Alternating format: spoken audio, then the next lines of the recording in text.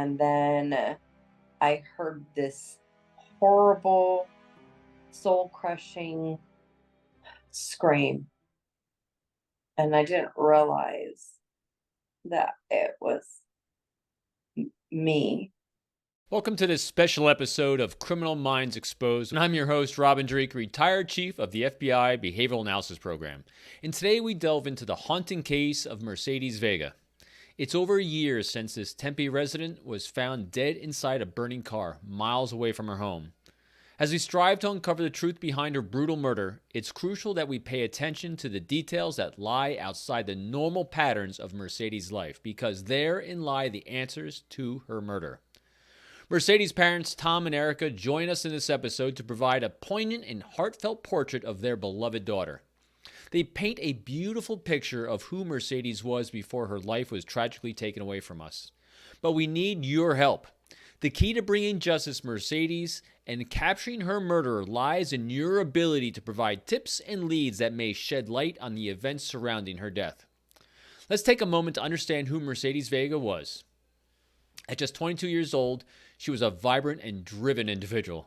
Her friends and family remember her as kind-hearted and beautiful, someone who could convince her loved ones to embark on adventures through meticulously crafted PowerPoint presentations. Mercedes was not afraid to embrace her passions, even getting a tattoo to commemorate the meaningful moments in her life. The investigation of Mercedes' death has been led by the Maricopa County Sheriff's Office, but updates have been scarce since her body was discovered last spring. Here's what we know about the night Mercedes Vega's life was cut short. On April 17th, 2023, authorities responded to a car fire near Tempe, just west of her Tempe residence. Tragically, Mercedes was found lifeless in the back seat. The circumstances surrounding her death remain shrouded in mystery, with law enforcement providing minimal information. According to flyers and social media posts shared by her parents, she was last seen the night before her body was discovered. Witnesses recall seeing her around 9:15 p.m. walking to her white Dodge Charger parked in the garage of the Aubrey Apartments in Tempe. It is believed that she was struck on the head and forcibly taken into another vehicle where she was later shot. The car she was in was then set ablaze while Mercedes was still alive. The discovery of Mercedes' Charger illegally parked near a culinary dropout adds another layer to this complex case. The medical examiner's report obtained by the Arizona Republic revealed that Mercedes' death was ruled a homicide caused by burns, smoke inhalation, blunt force trauma, and gunshot injuries. Additionally, the presence of gloves, bleach, and lighter fluid further deepens the mystery. The investigation of Mercedes Vega's murder is ongoing, and we implore you to come forward with any information that may aid in solving this heinous crime. If you have any tips, please contact the Silent Witness line at 480-WITNESS, WITNESS, or 480-TESTIGO, TESTIGO for Spanish speakers. Alternatively, you can reach out directly to the Maricopa County Sheriff's Office, and also please check out the links in the show notes for more resources and tip lines. So first of all, tell me why you're in Hawaii. It's normally a place where people go to celebrate life and have a good time. Why are you two in Hawaii? Well, we're in Hawaii to honor our daughter's last wishes. Our daughter Mercedes, who was 22 years old, we used to come here a lot when she was younger. And we didn't realize that this had that much of an impact with her. But a month prior to her passing, she decided to go to Hawaii as an adult, first time ever. The other times that she'd been there, she was little, like 7, 9, 10 years old. And then when she got back, she had told her mom that this is where her soul belonged. This is where she was at peace. This is where she felt the most comfortable, because as when she was little, she was a water baby. She loved to be in the water. So it made kind of sense why she came here. It had a lot of good memories for her, where she swam with the dolphins when she was 7 years old, singing the national anthem and stopping the entire street when we were at karaoke at the hotel we were staying at. Going to dinner at Duke's. She made sure when she was here that she went and had dinner at Duke's. She also went out and snorkeled in the area where she was afraid to get off the boat. So she decided, I'm going to go back there because I couldn't get out of the boat, which was strange because she loves animals. but there was just so many fish in the water, it freaked her out and she I wouldn't bet. get off the boat.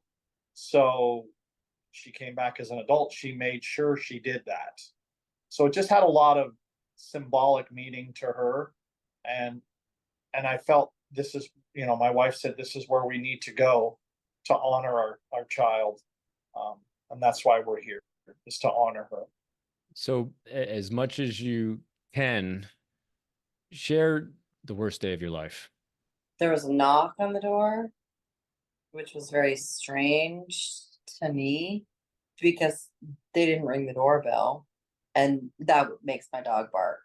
Uh, And a knock may or may not. And I looked up to my husband who was up in his office upstairs and I said, "Did you just hear a knock?" And he was like, "No." And I looked out the peephole and I saw two men standing there, with one of them with a badge around his neck. The other one was in some sort of a uniform, not sure exactly what it was. And I yelled up to him, I said, it looks like cops. We were assuming it was some dispute by our neighbors that had happened before. And we had just gotten back from vacation for my birthday. We'd been gone for 2 weeks. And I opened the door expecting to answer a question of, did you see or hear anything? And the first thing they said was, does Mercedes live here? I said, no, but I'm her mom. And they said, can we come in? That's what they said. Can we come in? And I said, is my child okay? And they said, can we come in? I said, is Mercedes okay? And again, they said, ma'am, can we please come in? And I said, tell me my baby girl is okay. And they said, we need to come in. I'm sorry, ma'am. She's not. She's deceased. And I remember hearing him kind of walking down the stairs, kind of in the background of this awful scenario. And they said that she was deceased. And I remember hearing him scream. I remember he was not all the way down the stairs, he was on the landing. I remember almost feeling like I heard him falling, but I don't know if that's what actually happened or if he just sat down and I heard him start screaming, no, no, no. And then I heard this horrible, soul crushing scream. And I didn't realize that it was me. I don't know if you've ever seen a Little Mermaid when Ursula takes yes. Ariel's voice. I felt like my soul was being ripped out, like that somebody had come in through my mouth, through my throat, through my lungs, through my entire body, and was tearing out my soul. And that's the moment that we learned about Mercedes' murder. Yes. We learned that she was dead. We didn't know she was murdered. Not yet.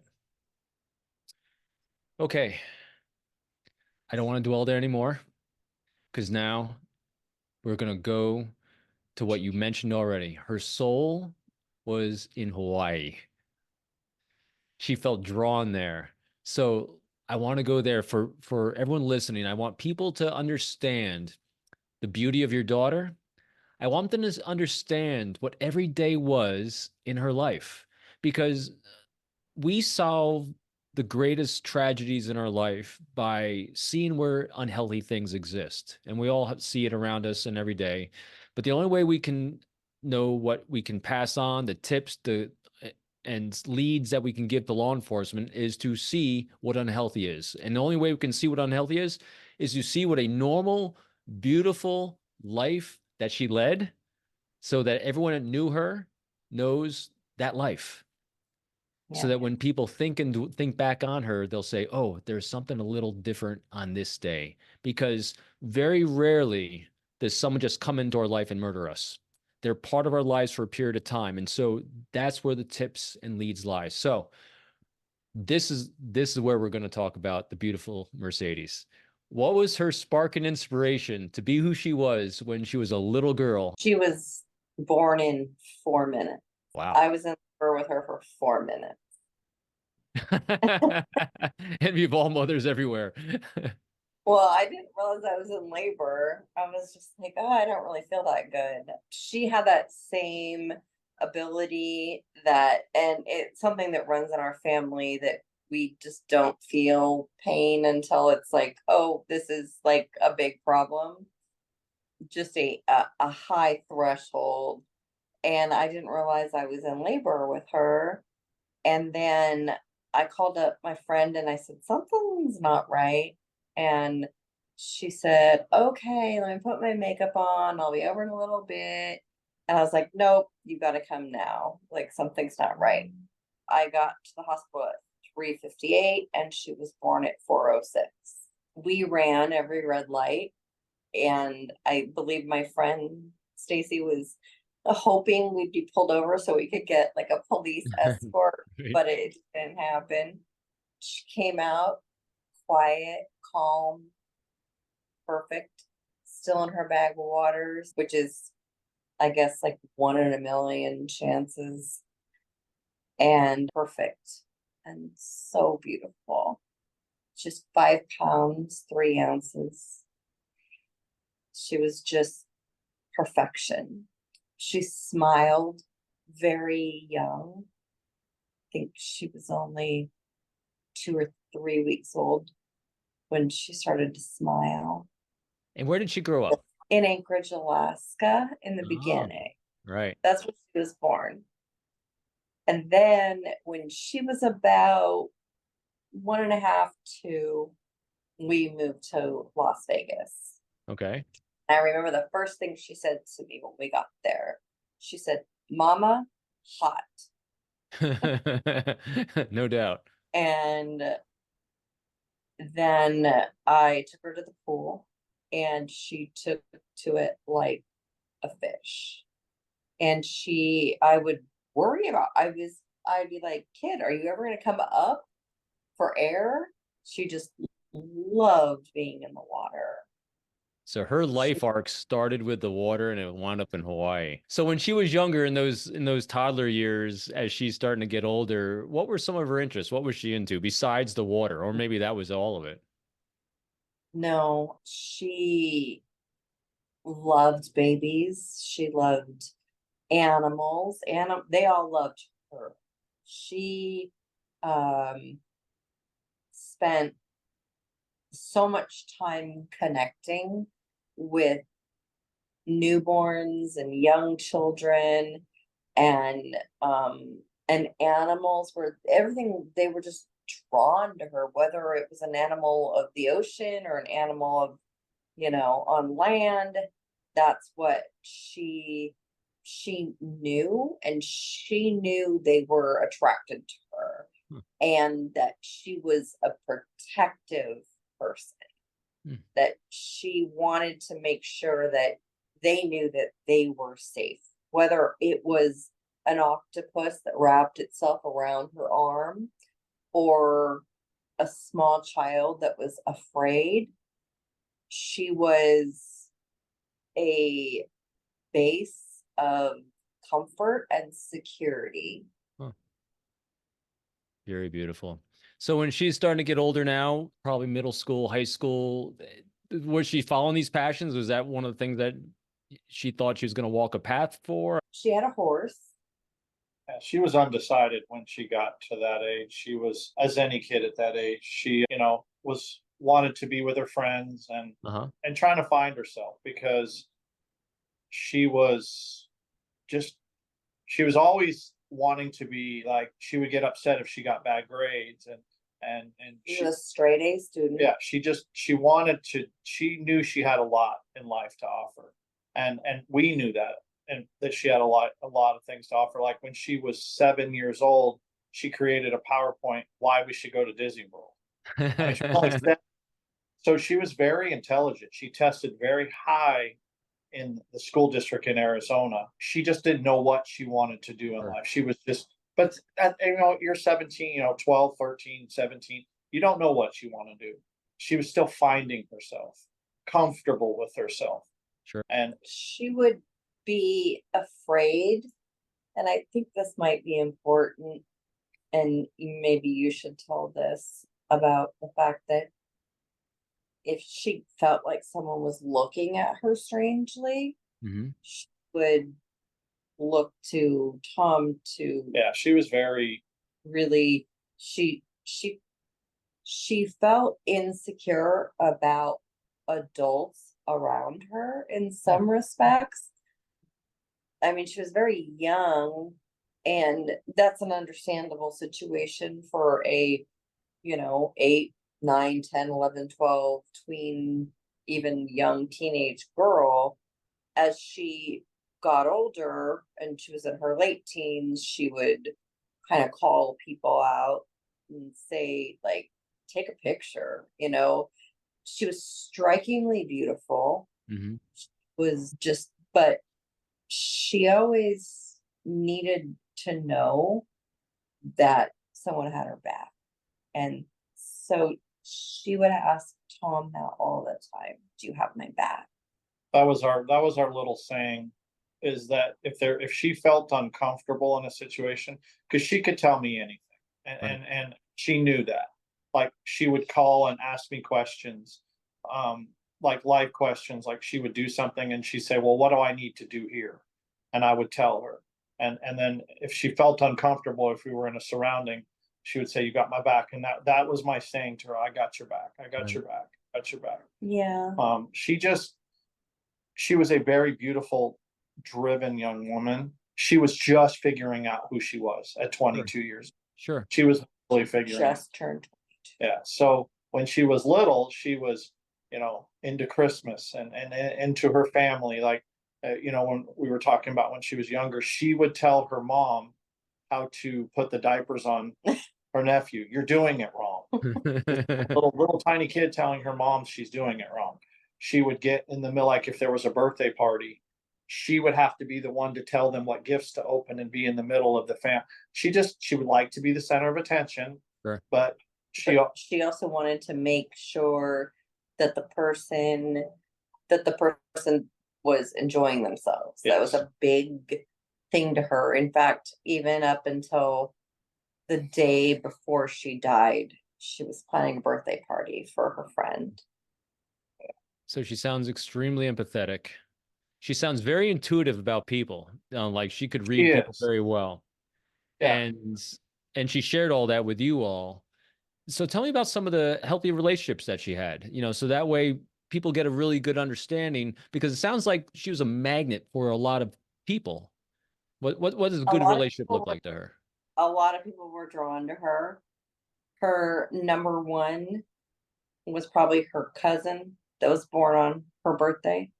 And he's 4 years younger than her, but we were there the day he was born. My sister was pregnant, and she said, well, when is he coming? And they said to her, well, he'll be born on his birthday.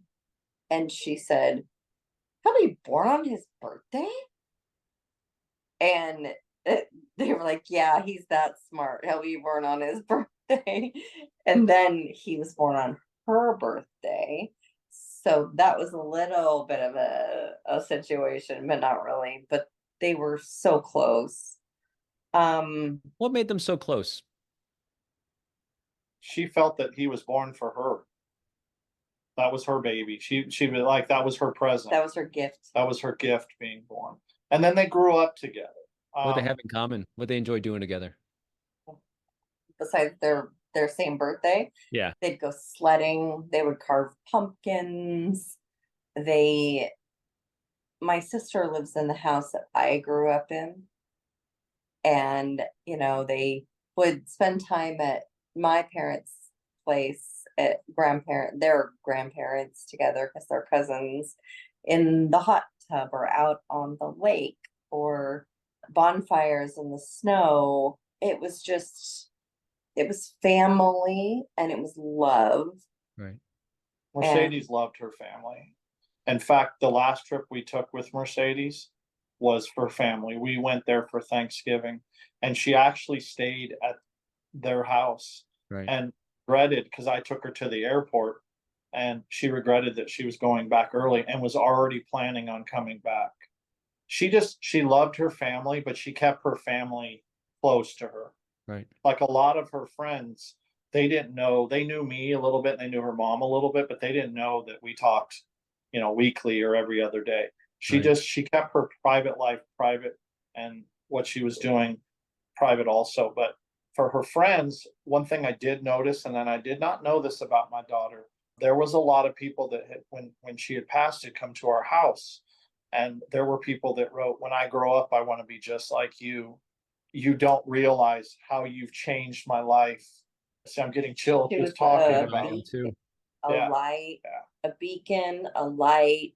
She touched a lot of people's lives that we did not realize she touched, because as we know, she danced twice a week. Right. And she kept those people, those friends, to herself.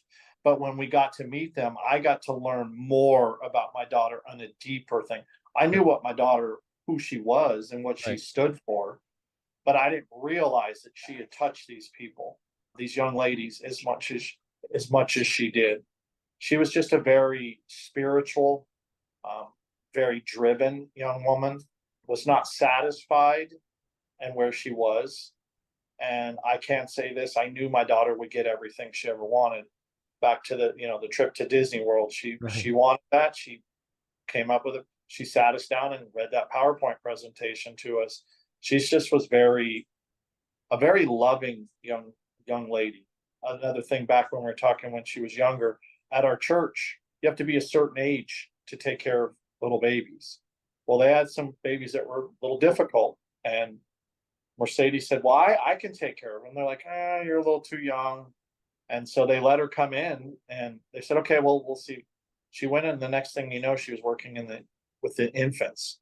And we used to call her the baby whisperer, Right. because the baby would get in her arms and just, like a mother, feel comfort. And she just had that ability to comfort people and understand where people were coming from and listened.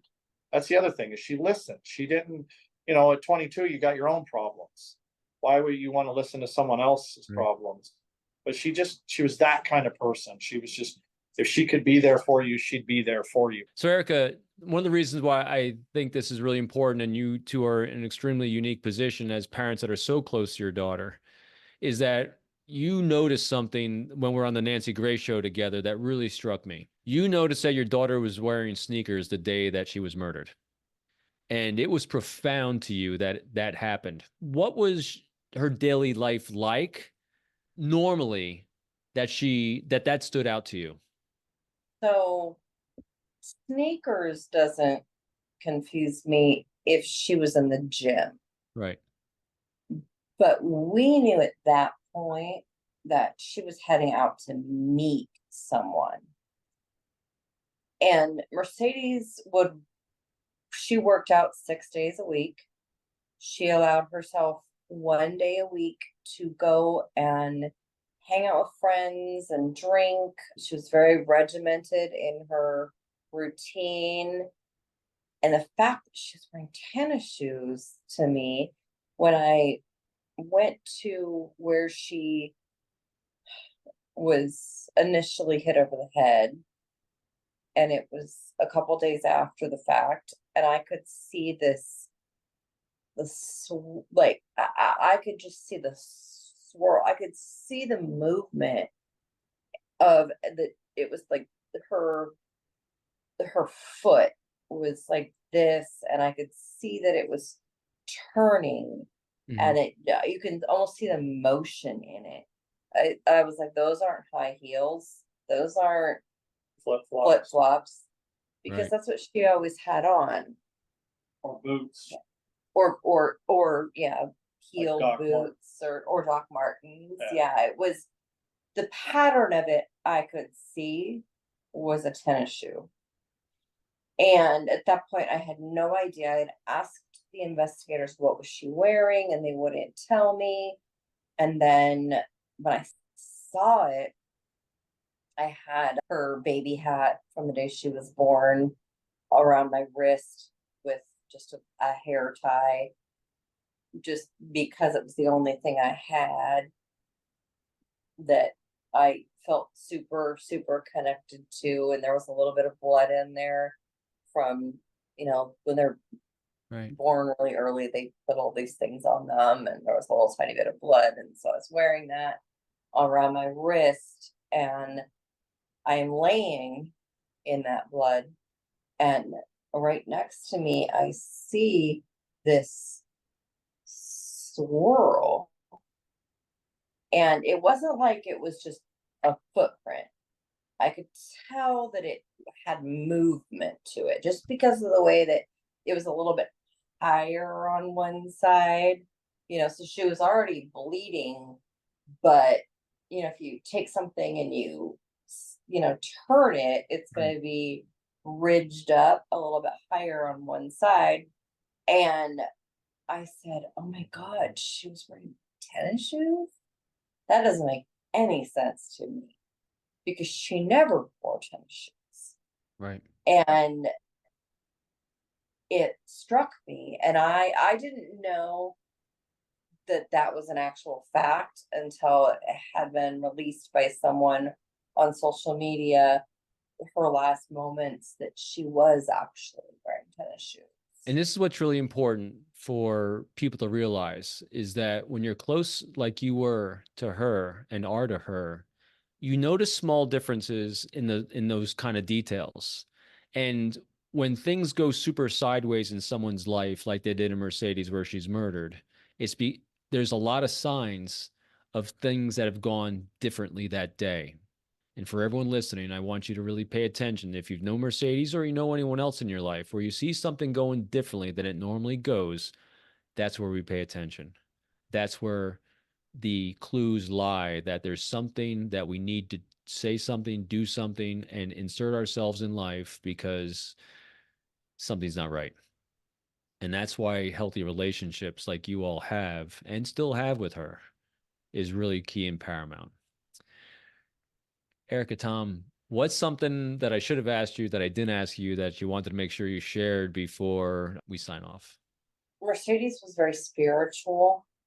I don't know if it's connected in any way to her death, but she would be a very calming place for people, that they would reach out to her when they felt uncomfortable or uneasy. Mhm. And if she was not, she would be there for anyone. Right. If she realized someone was not there for them, she wouldn't take the time to try to rebuild that relationship. She did have a habit of just saying, I'm not dealing with you. So this very well could be someone that she had been taken care of.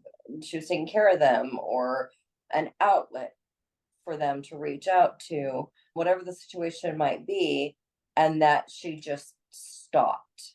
And that's a good possibility. I also know that there possibly could be a very jealous person involved. Mercedes was strong. She knew what she wanted. She was vibrant and beautiful and tall and noticeable. And the other element of this could be someone who was just jealous.